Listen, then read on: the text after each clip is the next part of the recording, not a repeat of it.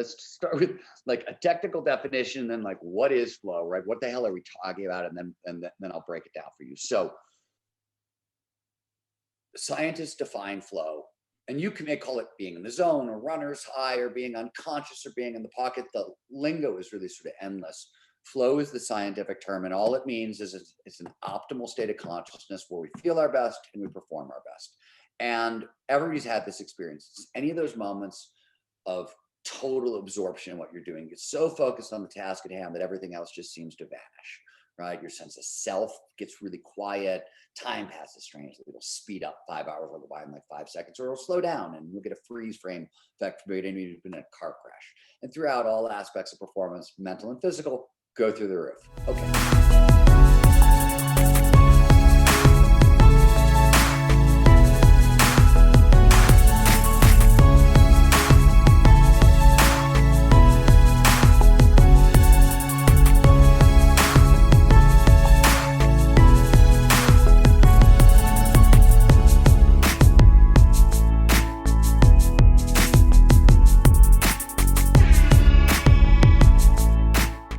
Stephen, my man, thank you so much for joining the show. This is like, you know, a dream come true, because like you're one of my favorite authors and I just love everything that you're about. I appreciate that, Trey. Yeah, man. So are you currently working on a new book? I feel like, you know, we had scheduled this later in the fall because I thought you might have been working on a new project. Is that true? So we saw each other when 7 months ago, 8 months, pre-COVID, like 8 months right? ago. Yeah. So I've written since then.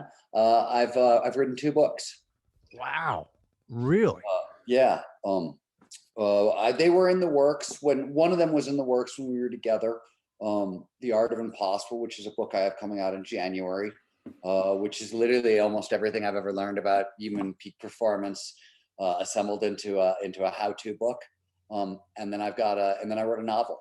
So I write novels, and I wrote a second part to wrote a recent book called Last Hang on Cyberspace, and I wrote a part 2. My favorite book is I think it has to be Stealing Fire. Like I love that book. I can tell your writing style like immediately, because I like I'm like a data whore. Like I just love data, and like you tie like these fantastic stories into data and make it easily explainable for the readers, which always like pulls me in. And I mean, you just have this unique ability to do that. Thank you, I guess. So talk about, like, you're from Cleveland, right? Like that's I was where it born all in started. Chicago, and I grew up in Cleveland. Nice. And we had a little conversation about like you were bartending. I think it was like Skid Row, I think it was called. Yeah, no, I was I was a bartender on and off for a long time, like through college and grad school and such. And I started working when I was 11. So but by the time I was sort of like, I think it was between freshman and sophomore year in college, I was bartending at I did a dawn shift at one of the steel mill bars. And, you know, this was at the time that industry wasn't doing so well, and Cleveland was rough. People were throwing themselves off bridges, you know, called Pittsburgh and Cleveland. And, you know, it got really hit hard. And I mean, you know, downtown Cleveland, most of Cleveland was a ghost town when I was growing up. Like we used to have huge drag races through downtown Cleveland because it was like 7 square miles of emptiness because it burned to the ground and they never rebuilt it. Kind of a wasteland. Jesus. But you met a lot of cool people back then. I mean, a lot of creative people came out of there. Yeah, amazing people. So I always say, you know, if you were a weirdo in Cleveland, and that basically meant everything from, like, you could be a punk rocker, you could be into new wave, you could have been a hippie, a deadhead, you could have been a communist, a transvestite, a comic book artist, a magician, didn't matter. Cleveland was a very conservative place. And if, you know, if you didn't fit, you congregated, if you lived on the east side where I did, to one like 5-block stretch known as Coventry. And, you know, there were a couple of head shops. I think it was a communist bookstore, and, you know, there was the coffee shop Arabica that drew everybody in. And, but it was, I always say, like, you know, I work on flow, and I always say like one of my early introductions to the power of this state of consciousness was that group of people, because it was a rough, it was Cleveland. It was a tough crowd. A lot of people had drug problems. A lot of people had booze problems. A lot of people were in and out of jail for serious stuff. A lot of people died. And yet this little 5-block area produced a couple of different Emmy Award winning cinematographers, myself, a couple other writers, comic book artist Harvey Picar, bands like Sepultura, Nine Inch Nails, Filter. The list really goes on. There was like 40 or 50 sort of like cultural shaping influencers who came out of this like one little area. And if you would have like asked anybody back when you were looking at us between the ages of 18 and 25, like pick a group of people guaranteed to fail, right? And they would have pointed right at us. We were everybody's, number one choice for like, you're never gonna live to see 25. And I had a 6th grade teacher who told me I wouldn't live to see 30. So like, this wasn't surprising. And yet when you take a group of really creative people and you bond them together and they got each other's backs and they're doing things that create a lot of flow, you can accomplish really incredible things. Just amazing heights of creativity and innovation and creativity, and which was what that really generated for me. So yeah, that was Cleveland a little bit. Sounds like an amazing time. Like, when did you start? Like, when did you want to be a journalist, or when did you want to start? I mean, obviously, I literally, my grandmother, wrote poetry, quote unquote, right? Like she wrote what now we might consider like really bad Hallmark greeting card poetry. I mean, like, in hindsight, but I didn't know that. And so, so I wrote my first poem when I was 4 years old. Like I was sitting really? at my grandmother's table. She was working on a poem, and I took it and just sort of like rearranged and I still have it somewhere. My mom has it somewhere in a notebook. So we actually have that. And by the time I was 14 or 15, I think most everybody I've ever met who's successful is successful because they're running from something just as fast as they're running towards something. And I think that double motivation is really important to success. I think it's so hard to be successful that if you're just trying to run towards something, oftentimes you don't have enough fire. But if you're running from something at the same time you're running towards something, there's some real fire there. And so, I always like to have one of the reasons I'm really successful is I learned early on, like 14 or 15, how to turn pain into words, right? And that's, I think any great creative, but probably any great successful person finds a way to take emotional pain and turn it into work. And that becomes a very fulfilling thing. So that I learned to do that really early on in high school. Didn't much like high school. Learned to do that early on in high school, and my senior thesis was a collection of poetry. I was a poet till I was out of college. I didn't, my first novel actually was an epic poem. And I sort of wrote the first 110 pages of it. And I was like, well, this is a terrible freaking poem, but I think it's a book. And I'd never written a book before. I had no idea like what that even meant.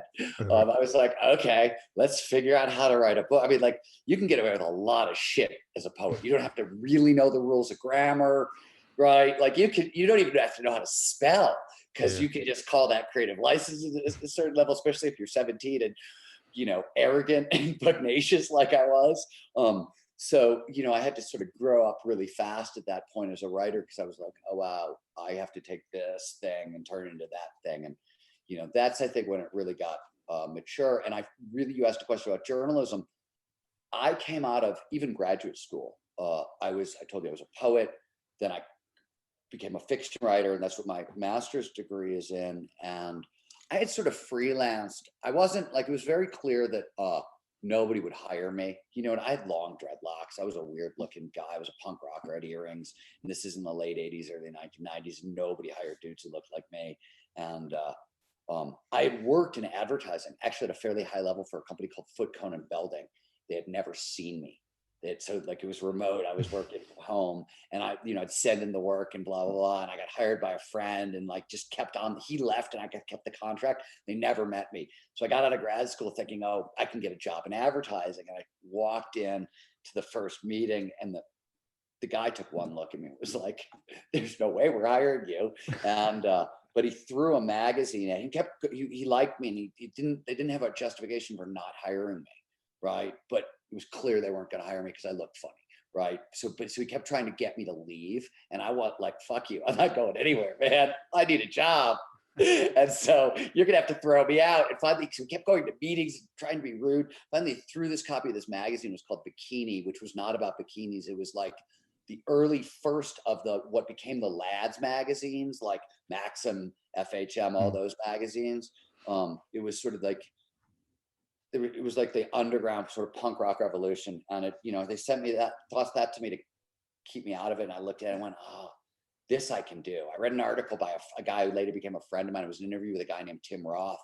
And it was just really like, it's kind of the first wave of like punk rock kind of, in your face journalism. And I looked at it and I went, oh, this I can do.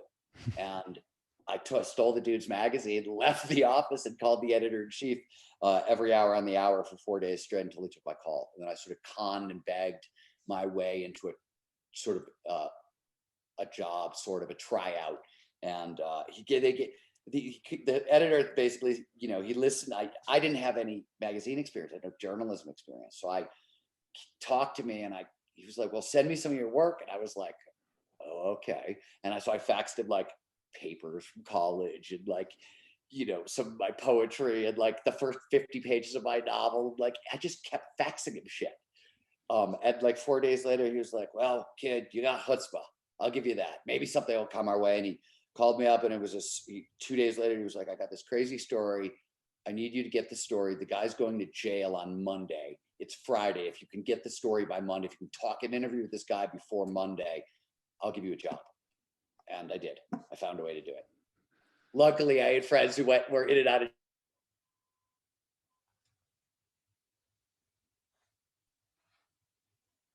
Wow, that's an amazing story. What I like about that is that you were so hungry for it, right? And you talk about the different stages of creativity, and there's like three of them.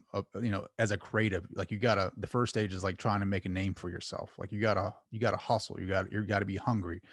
And then a second stage is like, now you got to be creative for someone else. You got to play inside their bubble, right? Like you got to do that. And then once you get out of that, you got to, make a name for yourself. And now you probably have a staff that's probably, feeding off your creative stuff, and you're paying the bills for them essentially.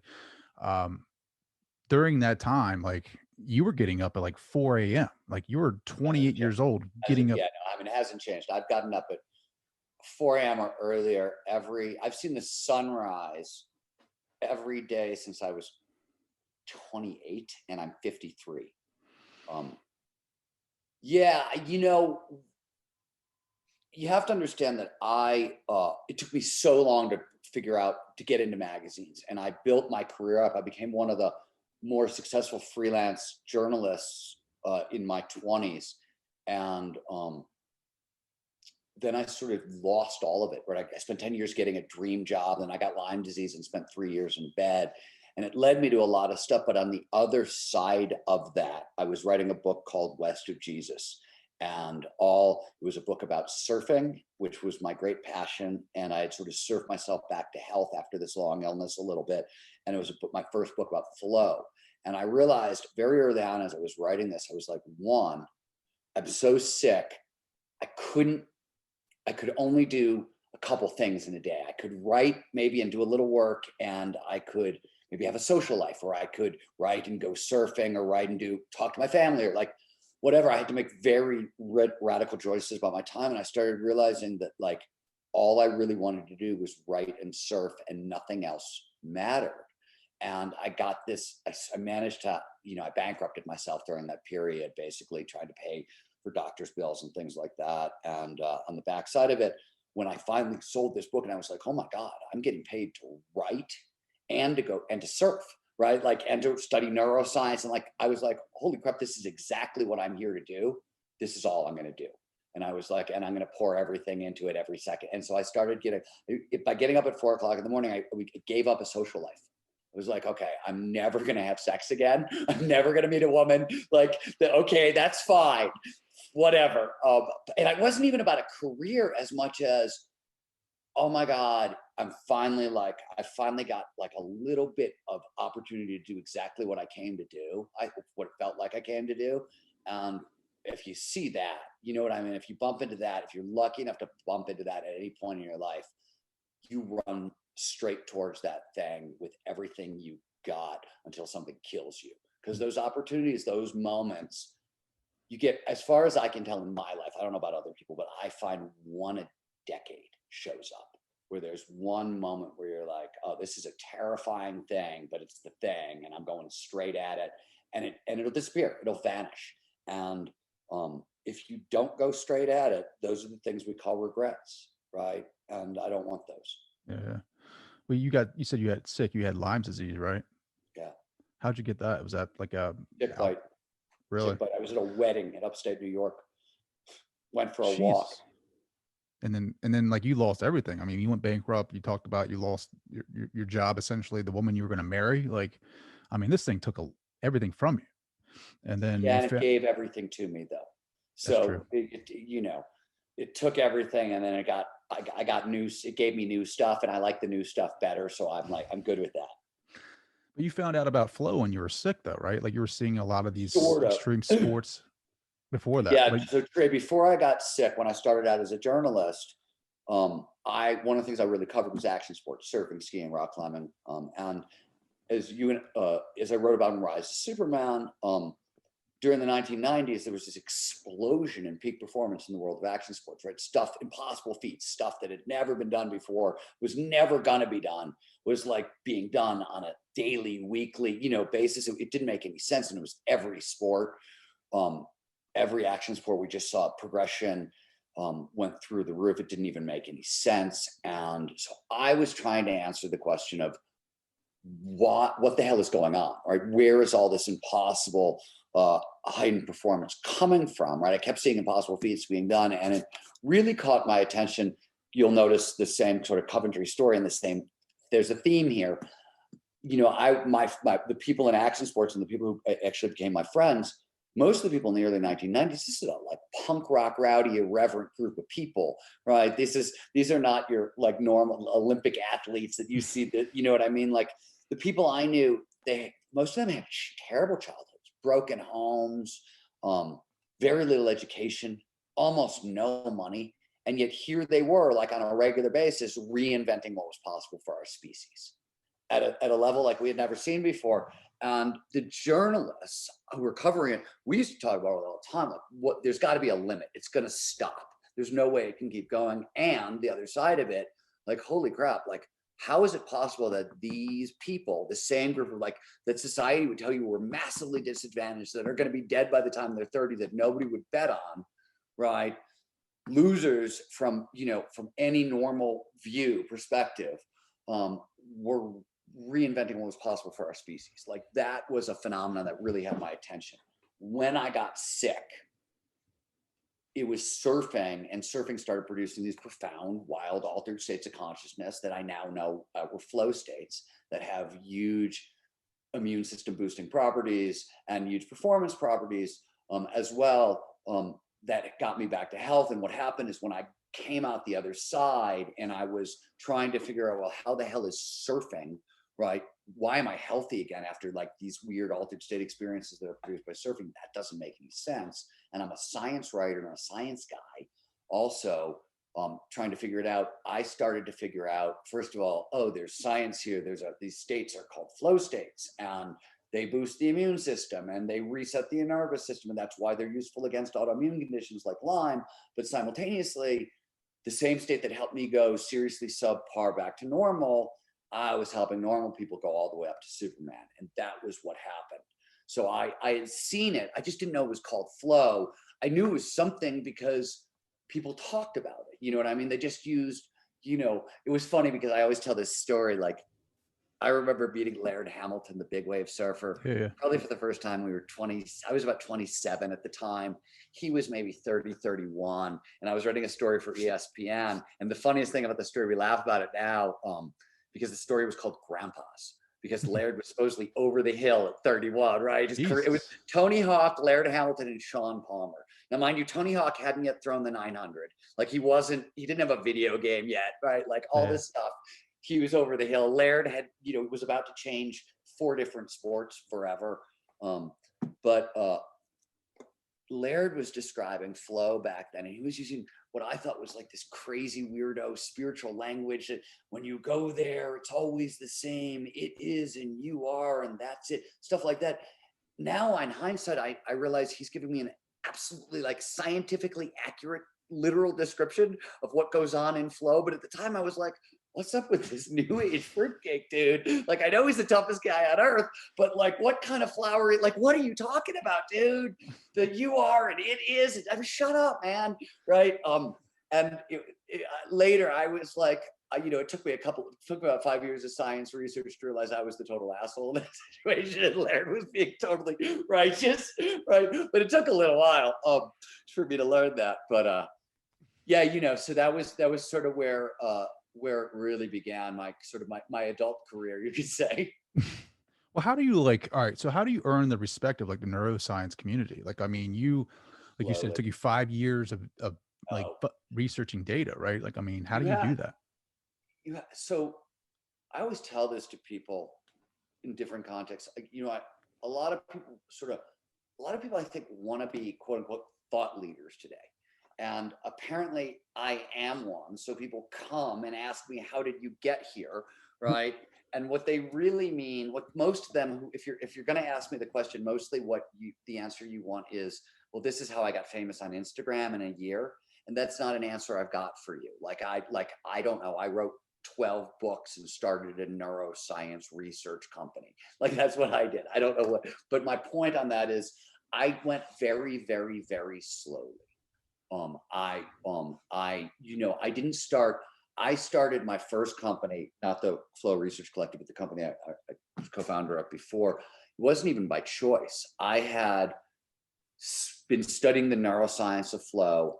Everybody else was concerned with the psychology, but because A, I was interested in neuroscience and writing about it, and B, the book that introduced me to the idea of flow didn't really talk about the psychology. It talked about neuroscience. So it took me, I learned the neuroscience 5 or 6 years before I actually realized, oh, wow, there's an entire body of psychological work around flow.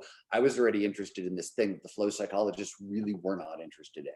So, and if you went into the neuroscience, you quickly figured out that, oh, wow, there's a whole team of people working on neuroelectricity, what's called brainwaves, right? There's a whole bunch of other people over here and they're working on neurochemicals, right? Things like dopamine or endorphins and serotonin you hear about involved with SSRIs and, addictive behavior and things like that. And then there's other people who are concerned with anatomy, like where in the brain it's taking place. And there's a whole other group over here who's interested in networks because it's never just one place in the brain, it's a bunch of different places and they're not even talking to each other. So I became the guy who would go talk to the neuroelectricity guy. And then I'd go over here and I'd talk to the neurochemistry guy. And then I'd go talk to the woman who was doing some psychology over here and the woman who was doing some psychology over here. And then and nobody else was doing it. And I did that for 15 to 18 years and kept writing about it and kept writing about it and kept writing about it. And then I wrote a column for Psychology Today about, I did a lot of work. And after about 18 years of me trying to convince neuroscientists inside of academic institutions to start dedicated flow research centers, a bunch of people, it started with a guy named Dr. Andrew Hessel, who's actually a synthetic biologist. I was at Singularity University. I was writing Abundance, my book Abundance, that I wrote with Peter Diamandis. And I was just sitting on a bench and Andrew Hessel, I didn't really know very well, walked up and sat down. And he's sort of a radical cancer researcher. Right now he runs the Human Genome Right Project. So you've heard about the Human Genome Project that mapped our DNA code. That's round 1. Round 2 is the write. We learned how to read our DNA. Now we're going to try to write DNA. That's what he's now in charge of that. But he had to do all this work. He was in academia at Amgen. He did everything by the book. And then he went, oh, wow, I can't do the shit I want to do inside. I got to take it outside. So I was talking to him about all my problems, like, hey, how come I can't? And he was like, dude, you just can't do it. He said, but he said, you're clearly the world's expert on this. And if you do this, I'll join your team. I'll join your board and I'll help. And he's like, I'll bet if you call 3 or 4 other, and he listed a bunch of neuroscience friends of ours and asked them if they would, and he was like, everybody's been waiting for you to do this. And I was like, oh, okay, maybe they think I know more, right? I was really cautious. I sort of let everybody else, point at me. I tell my team, one of the problems I think with, we see a lot of this today is, in my opinion, it's gotta be like, you have your idea, you do your research, you write your book, you publish your book, then you get to talk about it. And the reason you have to publish before you get to talk about it is so other people can read your work and say, I agree, I disagree, here's why, you're stupid, you're smart, right? In science, it's peer-reviewed process, and journalism, blah, blah. But what we see a lot of today is people like, they get the idea and then they get on stage and start talking about it, and nobody can evaluate their idea, and they want to get famous for being on, and like, it doesn't work that way. So I always tell the people who work for me, I'm like, have all the ideas you want, do all the research you want, but like, you have to put it down on paper and put it into this public sphere so other people can weigh in before you get to claim expert status on a stage. Sure. Right? And even when you get on a stage, like, the first thing any expert will tell you is, I mean, the smarter I get, the dumber I get, right? Isn't that the truth in every field, right? Yeah. Like, that's what experts know. Oh my God, there is so much I don't know. I think you're like the great example of, like, you don't have to go get your doctorate in neuroscience, but it made you curious. So like, you followed your curiosity, and now look at you. Now you're a thought leader on flow. Like, you've created these 2, great companies, and you're helping others, kind of facilitate flow in their lives, maybe not creating flow for them, but you're kind of, creating the conditions. No, I mean, I don't, we train over 1,000 people a month, and we keep doing it. So clearly, like, apparently it works, right? You know what I mean? We got data, so I always say, but it's not just, I don't think it's us. I think it's the neuroscience, right? Like, neuroscience, the reason neuroscience matters, like the reason anybody listening to this should give a, and I'm talking Go ahead, about, cuss, go ahead. You can say fuck. Is, thank you. It's mechanism, right? Psychology, it's soft, it's squishy, it's behaved like maybe it works this way, but neuroscience is like, look, the gas goes in here, the spark plug ignites it, it does, right? Like, you're like, oh, that's how the shit works. I get it, right? Like, I'm really that's how my brain works. I'm a sort of a gear guy. I want to know, like, what are the steps and how does it work? And it's a physical system. And it's funny because the brain seems enormously complicated, but anybody who like knows how an engine runs, like, once you break it down to really small parts, you're like, oh, it's the same kinds of processes. I'm like, oh, okay, I get it. And that's why neuroscience matters, right? So by using the neuroscience, we took this thing that wasn't particularly trainable and made it very, very trainable, right? And I've seen it in my own work. When we started this work early on, it was 2013 was the first time I was like, okay, let's try to train this. And our hit rate was okay. By like 2015, we were, after 6 to 8 weeks, we could get a 35 to 40, 50% boost in flow. And then there could be a big substantial return to baseline, to average again afterwards. Now it's like a 70 to 80% boost in flow. We'll still see people sort of, flow. It turns out flow is really easy to teach. You have to have certain motivational skills and certain grit skills. You have to know how to learn also, because flow requires using your skills to the utmost. So if you don't have really good, like, how do I learn something processes, you can get into flow on the front end, but you have to keep learning to keep staying in the state. And if you don't really know how to learn super well, you're going to hit walls there. So there's other things that can sort of rot your ability to get into flow. And so there's other things you want to sort of work on at the same time as you train flow to really support it. But it's definitely trainable, and the neuroscience definitely gives us a leg up. At least I think so. Yeah. Can you talk a little bit about the science behind that? So, like, I love listening to this.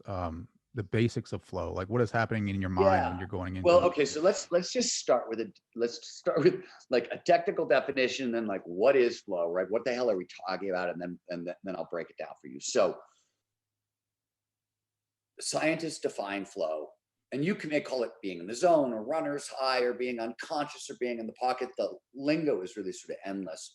Flow is the scientific term, and all it means is it's an optimal state of consciousness where we feel our best and we perform our best. And everybody's had this experience. It's any of those moments of total absorption in what you're doing. You're so focused on the task at hand that everything else just seems to vanish, right? Your sense of self gets really quiet.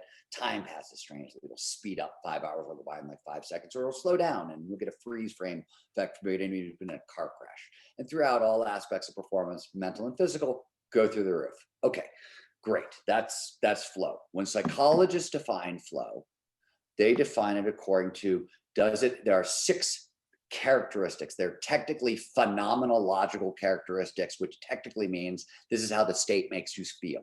So when you're in flow, and I mentioned some of these a second ago, there's complete concentration on the task at hand. There's this vanishing of self. Time passes strangely. A couple other conditions, right? So these 6 conditions, if they show up during experience, oh, cool, we call it flow. And how much these 6 experiences show up during a given experience, that's how we measure flow.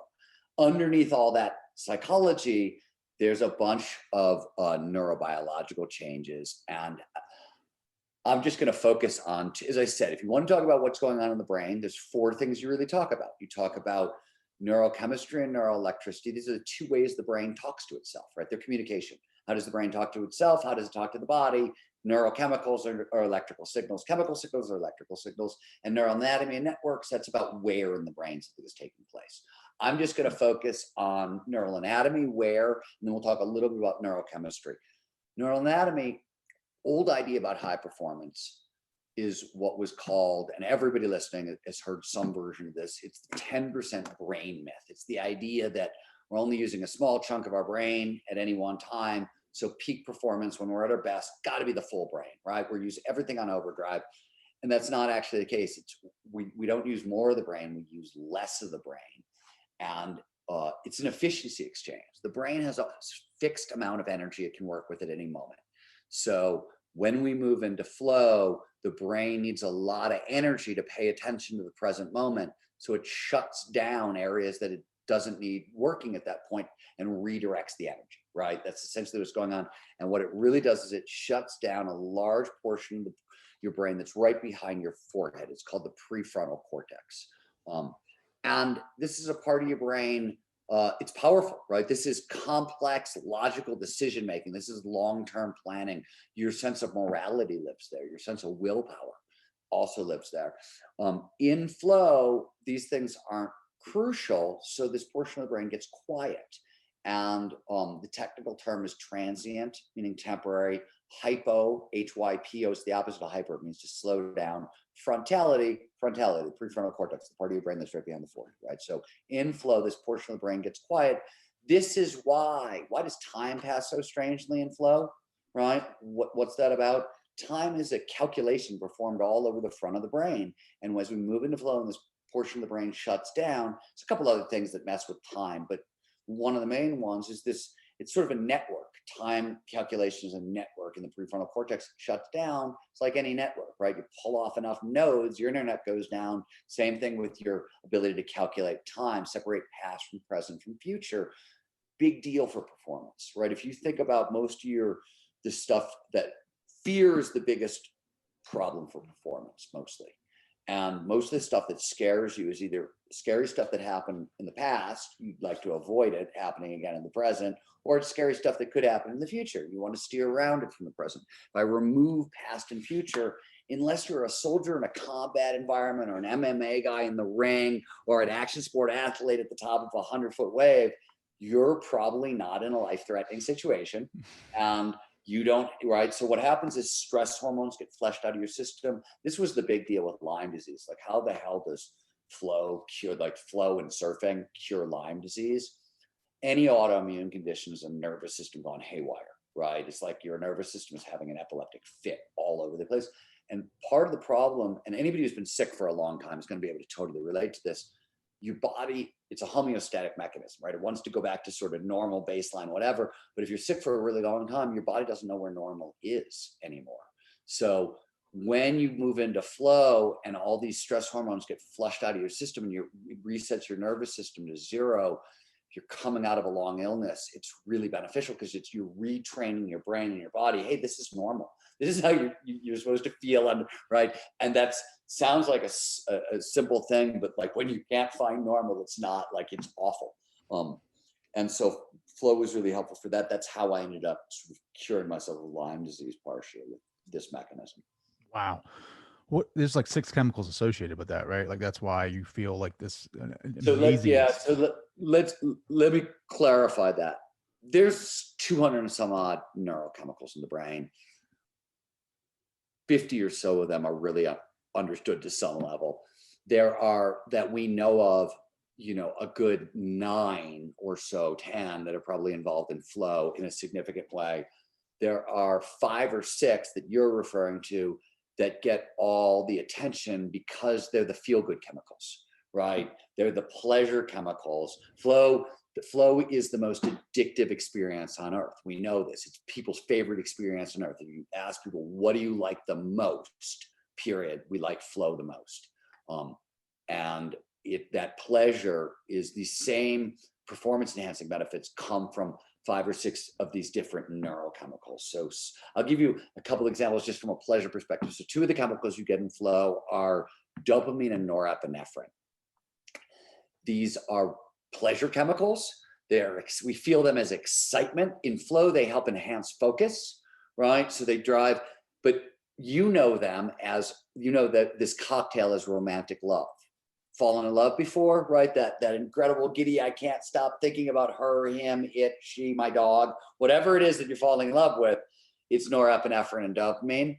And so those are 2 of the pleasure chemicals you get in flow, plus 4 or 5 more, depending if you're with other people in the experience or not, or if you're alone.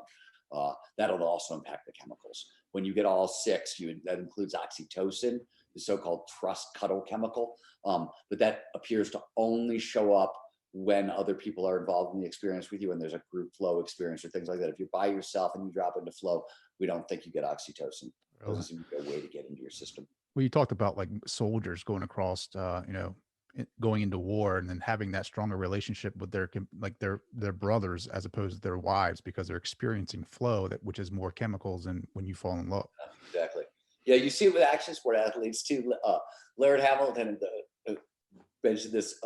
We talked about this a lot. So the relationship, when they tow surf, they do it in pairs, right? And one person rides a jet ski, the other person surfs. And the person on the jet ski, they've got the surfer's life in their hands, right? Like if the surfer wipes out and they don't come back. So they end up not only do they get crazy flow experiences from the surfing, they also get a lot of those same chemicals from we're saving each other's life, scenarios. And what they end up with relationships that are tighter than their relationships to their wives. And I remember talking about Larry's married to Gabby Reese. And I've had this conversation with Gabby too. That's awesome, dude. I don't know. It's so crazy, man. I just love flow. I love everything about it. Do you still have to reframe? Like you were talking about this before, like before you get up and speak, you feel like you feel that anxiety, and you said there's a method that you can use. I actually have it up on my whiteboard. You have to say you're excited 3 times and that kind So of. there's a bunch of different ways you can do it. So I'll talk about 2 different ways. So how do you calm your nervous system down in the moment, right? The simplest way is, so if you inhale, fill up your lungs, and when you totally fill, and then you go take in more oxygen. If you do that right now, if anybody does that at home, you'll feel that extra sip of oxygen, it sort of like whites out everything in your brain, right? It just erases it. That is, and this isn't my work, this is Dr. Andrew Huberman's work at Stanford, who's really done a lot of this work on respiration in the nervous system. That's the fastest sort of way to calm yourself down. What you're talking about is cognitive reframing. So how we think, context, how we think about an experience often determines that experience. And so the example you were talking about is in the body, norepinephrine, one of the 2 chemicals we were just talking about under romantic love, it's either anxiety or excitement. Same exact chemical. In fact, certain mammalian species, like if you go back in the chain to like cows, for example, cows can only feel excitement or anxiety. It's like a switch goes on and off. It's one or the other.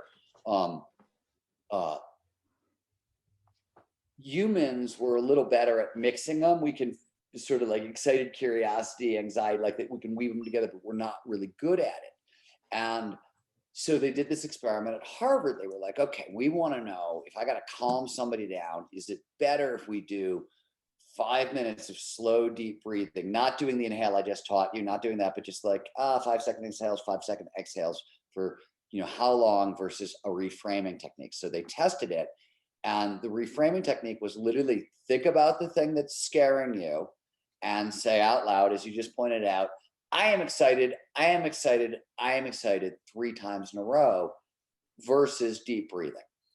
And it sounds like the stupidest thing you've ever heard, right? I mean, like, seriously, I am excited, I am excited, I am excited out loud 3 times. This is like, you're kidding, right?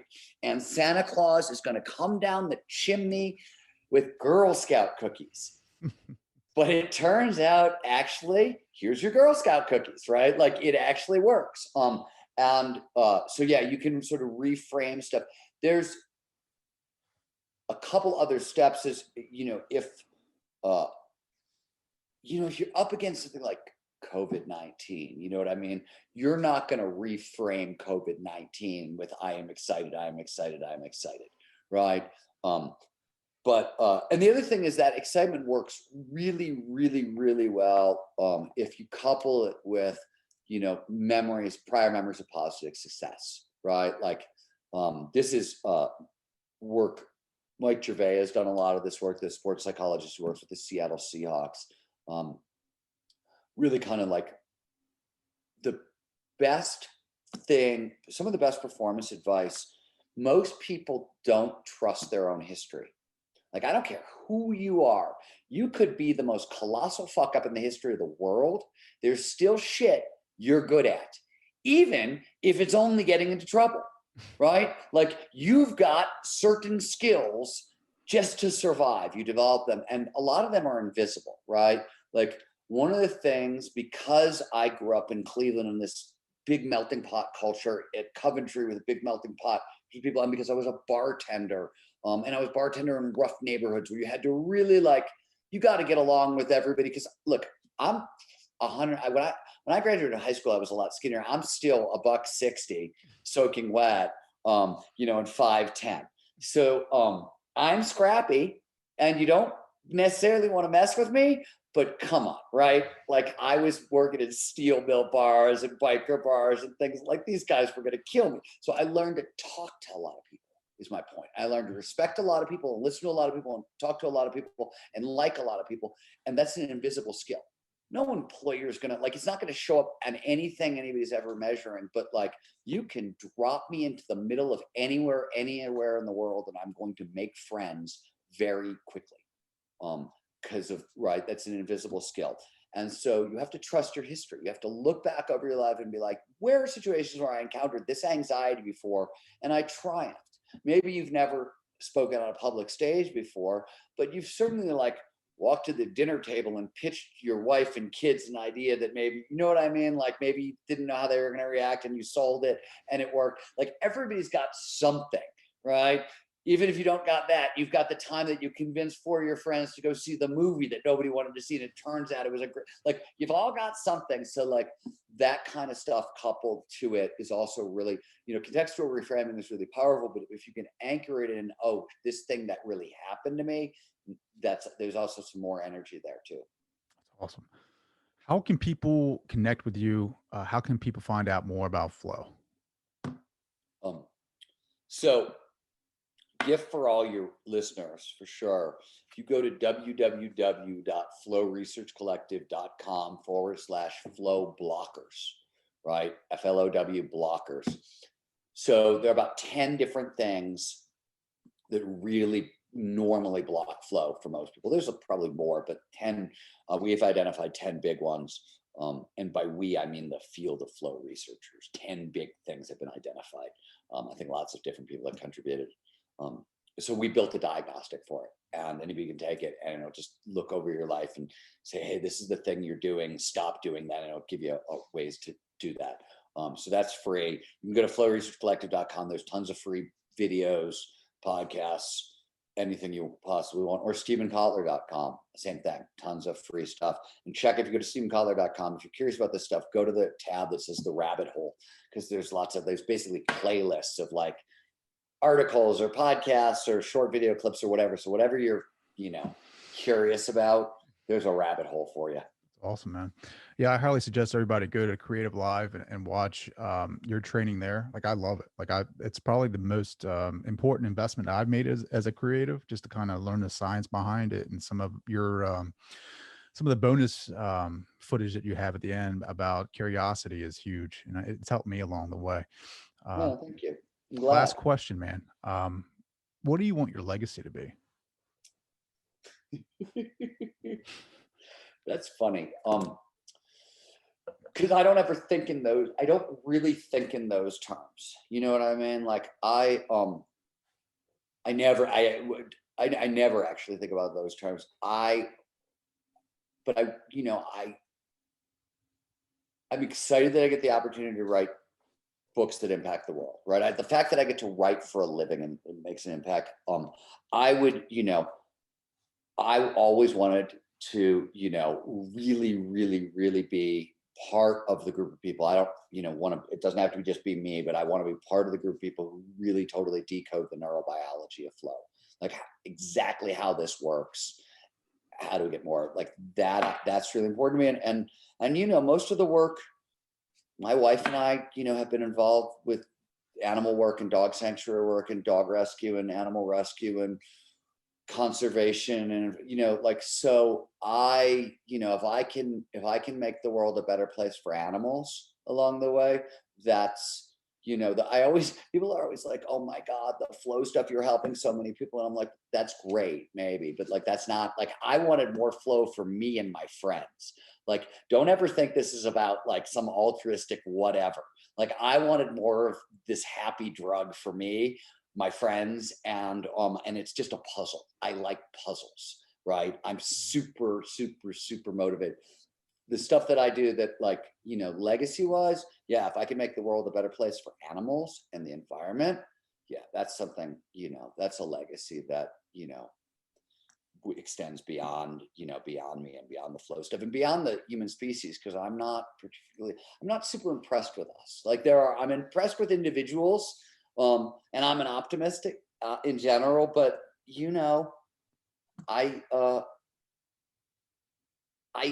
of Impossible, the book I have coming out in January, is about how anybody can take on impossible challenges. In fact, more and more, the research seems to support this. It seems like we humans are built for it. And when we don't do that, like, it's really weird, but I make this argument in the book. It's not the same argument, but a lot of people have noticed it lately and pointed it out. They're like, are you really saying this? And I'm like, yeah, I kind of am, because it's there in the science, which is, if we don't try to go big, we pay for that with anxiety and depression.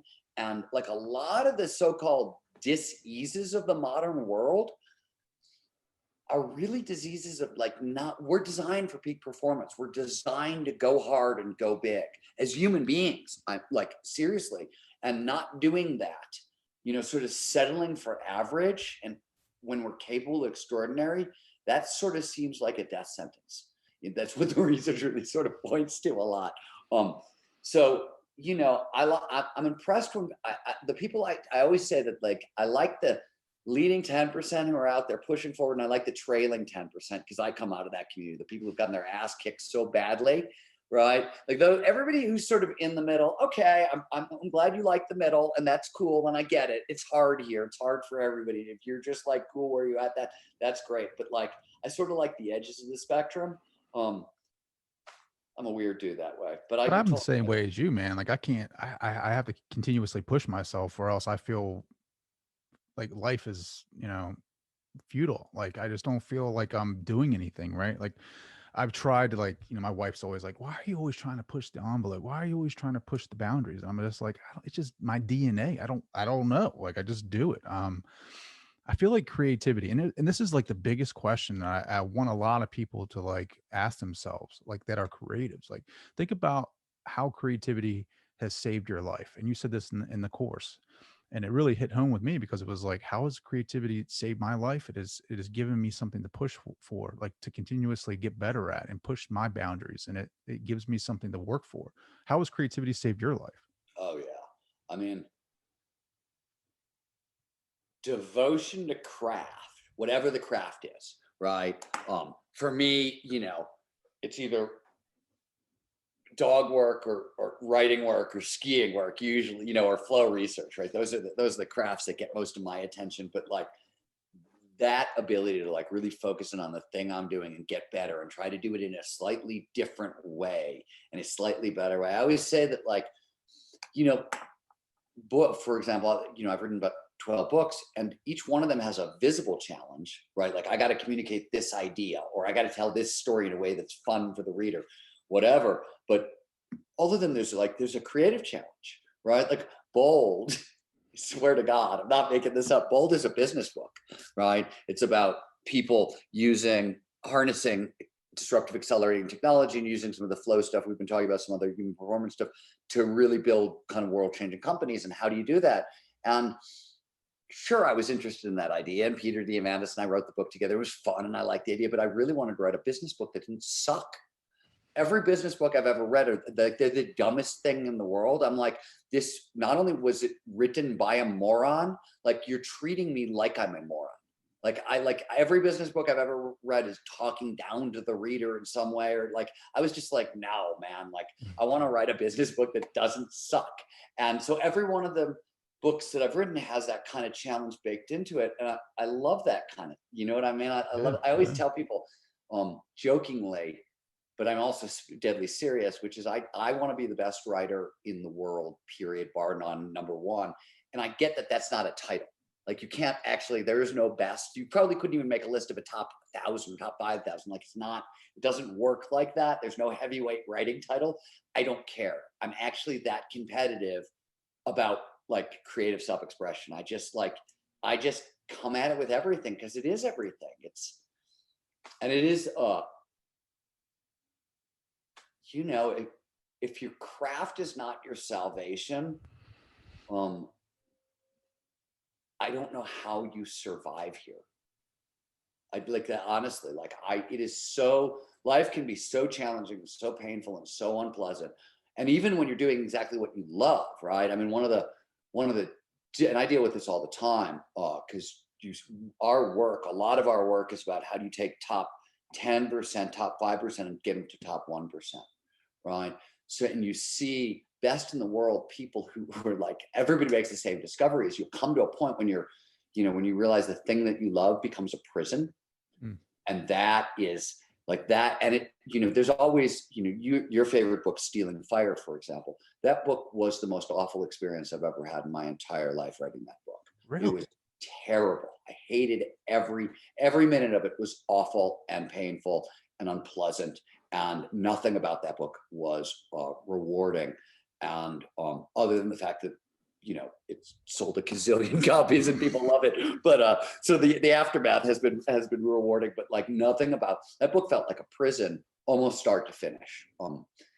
I was trying to serve like 6 different masters with that book and solve the problems were very, very hard. It required me to learn to write in a way I'd never actually really written before, because there's a level of information density in that book. It's a denser book than any of my other books, but it's still very readable. So how do you like add in my books are already dense, and like how do you put in another layer and still make it like fun and engaging for the reader? Because for me, as you probably figured out, like if you're going to bother, like you're going to read one of my books, it's going to take at minimum 5 to 6 hours and probably 10.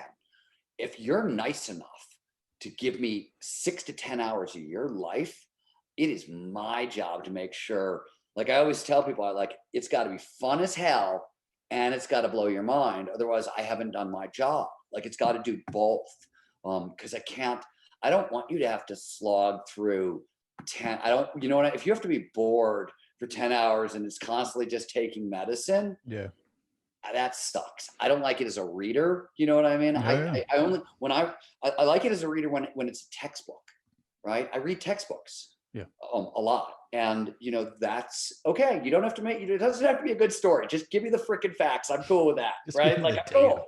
That's why it's a textbook. But other than that, if you're actually like calling yourself a writer and you're wading into the arena, you're in an engaged medium, and you're competing with, Dave Chappelle on Netflix, and Dave's funny, Yeah. you know?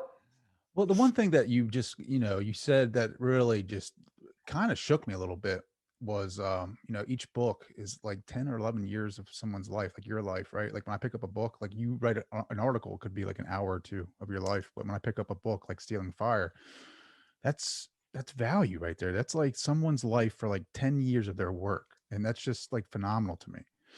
Yeah, you're talking about the this actually, the thing you're talking about is in it's called the return on investment on reading, right? It's in The Art of Impossible. Finally, I'm going to publish this. But people always say, oh God, I'm too busy to read a book. Maybe I'll read a magazine, or I'll listen to a lecture, that sort of stuff. And maybe, but like not if you actually knew the math, right? Like I always say, if you read a blog of mine, what it takes for me to write a blog is about 4 or 5 hours of research, a couple of conversations with a couple of people, and then like 3 or 4 hours of writing, right? That's what you get. You get about a day's worth of work in my brain. If you read a magazine article, say something I wrote for Wired or the Atlantic Monthly that was 5,000-6,000 words long, it takes you about 25 minutes to read. So the blog takes you 5 minutes to read. The article takes you 25 minutes to read. So your time goes up 5x, right? But what about my time? Well, if I'm writing a magazine article for the Atlantic Monthly, for example, it was probably 3 to 6 months to report the article. And then it was another 3 to 6 months to write it, go over it with fact checkers, go over it with editors, re-report it. So you got, in the end, 6 months to a year of my time.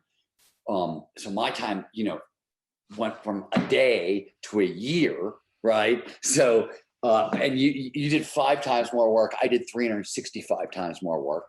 And if you go to a book, as Rise of Superman being the big example, maybe one of them, there's 15 years worth of research in there, right? Like 15 years of hardcore work. And luckily, a lot of that work, stuff I've written before elsewhere. So I sort of like knew how to write about it clearly. Like you got craft work and intellectual stuff. And it takes you 5-6 hours to read Rise of Superman. But let's say you're a fast reader. If I was reading Rise, it would take, at the rate I read, it would take about 5 hours to read it. So my time, just went up. It went up 20x, or your time went up 20x. But like, you're getting 15 years of my life. You just you can't beat that. That's a value proposition you can't beat. So, Yeah, man.